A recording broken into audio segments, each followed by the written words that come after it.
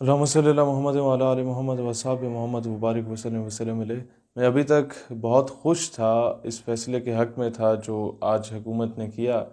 लेकिन और मैं यही समझ रहा था कि शायद कादियानियों के नज़दीक घेरा तंग किया जा रहा है। लेकिन जब मैंने ये रब्वा टाइम्स की न्यूज़ देखी, जो कादियानियों का ऑफिशियल चैनल है, उस पर लिखते हैं कि जनाब कादियानियों को माइनॉरिटी, कादियानी नहीं बल्कि अहमदी मुस्लिम्स को माइनॉरिटी कमीशन में दाखिल किया जाने का कह दिया गया इमरान खान की जानिब से। तो मुझे अंदाज़ा हुआ कि जब ये यहाँ पर शादियाने मचा रहे हैं, इससे मुराद ये है कि कोई साजिश प्लान की जा रही है। और इसमें दो तीन चीज़ें मैं गवर्नमेंट ऑफ पाकिस्तान से ज़रूर पूछना चाहूँगा कि आईन पाकिस्तान के तहत कादियानी ख़ुद को मुसलमान नहीं कह सकते, नंबर वन। कादियानी अजान नहीं दे सकते, तो अक़लियत होने के नाते जब उन्हें अक़लियत एक प्रूव कर दिया जाएगा, उस कमीशन में ले आया जाएगा, वो अपने मज़हब की तबलीग नहीं कर सकते।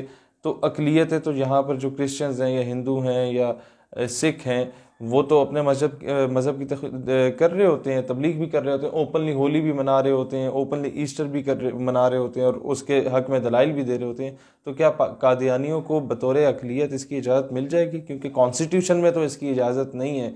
लिहाजा ये एक बहुत बड़ा सवाल है। और फिर अभी मेरा ख़त्म नबूवत यूथ फोर्स के जितने कायदीन थे, उनमें से कईयों से रब्ता हुआ। उनका ये कहना था कि कादियानी, क्योंकि उन्होंने बहुत करीब से इन लोगों के अभी चीज़ों को सुना और देखा, कि कादियानी इस बात पे खुश इसलिए हैं कि वो ख़ुद को अक़लियत, मुसलमानों की अक़लियत मानते हैं कादियानी, कि हम लोग तादाद में तो कम हैं। अब जब वो अक़लियत मानते हैं कि अहमदी मुस्लिम माइनॉरिटी के नाम से ख़ुद को वो तसव्वुर करते हैं, तो उस बेस पे हैं तो ये सारे झूठे। इनको खुद भी पता है, इनके जो मेन स्ट्रीम के लोग हैं कि झूठे हैं, फ्रॉडी हैं, पैसे, औरत और शराब की लालच में ये लोग सारा ये हरकतें कर रहे होते हैं, इस्लाम के ख़िलाफ़ साजिशें करते हैं। तो इसी नोयत पर क्या ये अक़लियत का फ़ायदा उठाते हुए हमारे अक़लियती कोटे में आके पाकिस्तान के जो है वो जिस तरह हिंदू और यहूदी और ईसाई आए हैं, बीच में घुस जाएंगे सिस्टम में और उस तरीके से ये इस्लाम के ख़िलाफ़ साजिशें तो नहीं कर देंगे? फिर अक़लियती कोटा तो हर जगह पर है, टीचिंग फैकल्टी के लिए भी होता है। अक़लियती कोटा तो मैं समझता हूँ कि हर महकमे में होता है, हर इदारे में होता है। तो ये क्या उसी का फ़ायदा उठाते हुए, अपना रसूख करते हुए अक़लियती कोटे की आड़ में आके क्या घुस जाएंगे हमारे सिस्टम में?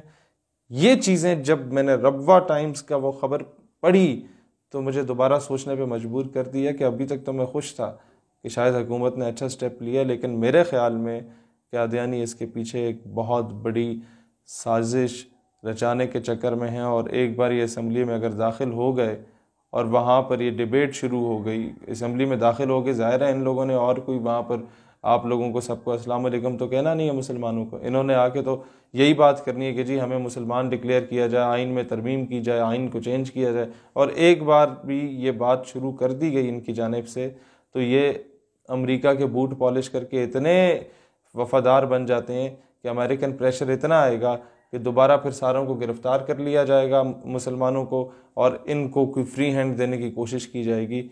इसीलिए गवर्नमेंट ऑफ पाकिस्तान से कहता हूँ कि अपनी सारी चीज़ों की तफसील से वजाहत करे। अभी तक ये अवाम इस शशो पंच में है कि आप लोगों ने किया क्या है और आप करना क्या चाहते हैं। अल्लाह ताला दीन इस्लाम और वतन अजीज़ पाकिस्तान का हामी और नासिर हो। पाकिस्तान पाइंदाबाद।